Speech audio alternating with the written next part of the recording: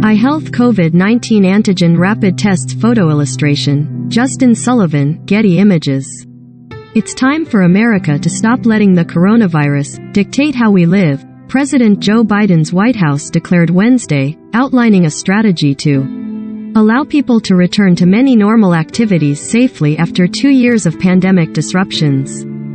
One highlight is a new test to treat plan to provide free antiviral pills at pharmacies to people who test positive for the virus. The 90-page National COVID-19 Preparedness Plan spells out initiatives and investments to continue to drive down serious illness and deaths from the virus, while preparing for potential new variants and providing employers and schools the resources to remain open.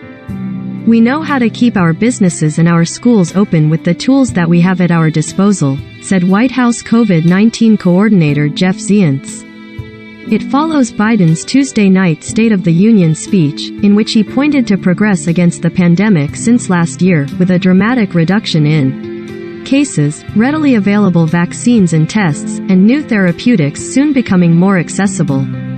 This plan lays out the roadmap to help us fight COVID-19 in the future as we move America from crisis to a time when COVID-19 does not disrupt our daily lives and is something we prevent, protect against, and treat, the White House said. We are not going to just live with COVID. Because of our work, we are no longer going to let COVID-19 dictate how we live. That tracked Biden's speech statement. Tonight, I can say we are moving forward safely, back to more normal routines.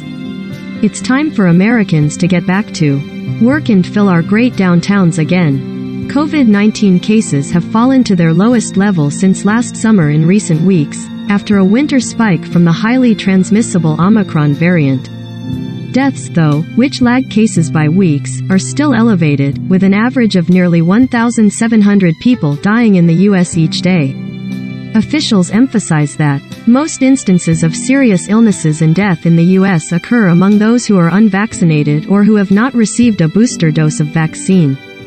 The White House's strategy comes days after the Centers for Disease Control and Prevention loosened its guidance for when face masks should be worn in public indoor settings that placed more emphasis on local capacity to treat serious disease than overall case counts. Now more than 70% of the country can safely remove masks indoors, the CDC says, and the percentage is expected to grow as cases continue to decline. While most states and localities moved to relax their mask requirements even before the CDC change, many have kept mandates in place for schools, and the federal government continues to require face masks on public transportation, including airplanes. The federal mandate is set to expire on March 18, but health officials did not provide any indication of whether it would be extended.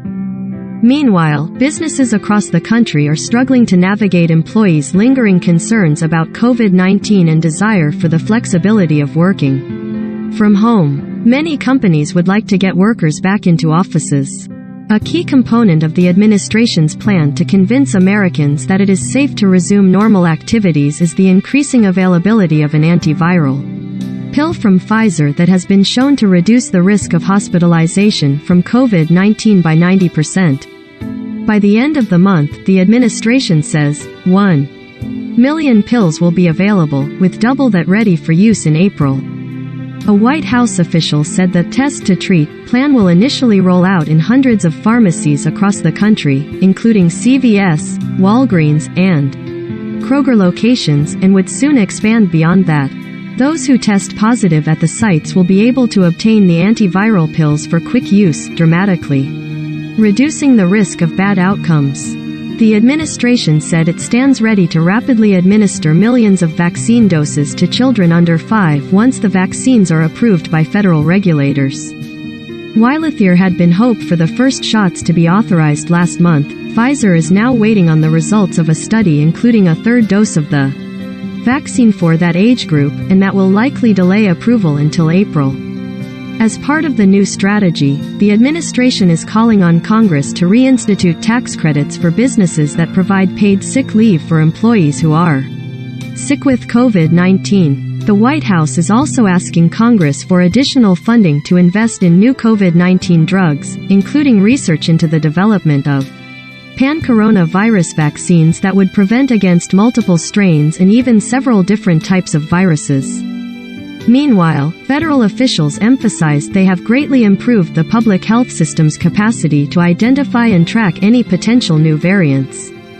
With new investments in surveillance testing and genomic sequencing, Zients said the administration believes that if needed, it can authorize, produce and deliver new vaccines and treatments in just 100 days rather than in many months or years. Biden, in his remarks Tuesday night, said that in addition to starting the new antiviral initiative, his administration would allow people in the U.S. to order another round of free tests from the government. He said that starting next week, the administration would make available 4 more free tests to U.S. households through covidtests.gov, which has sent more than $270 million to nearly 70 million households since it launched in mid-January.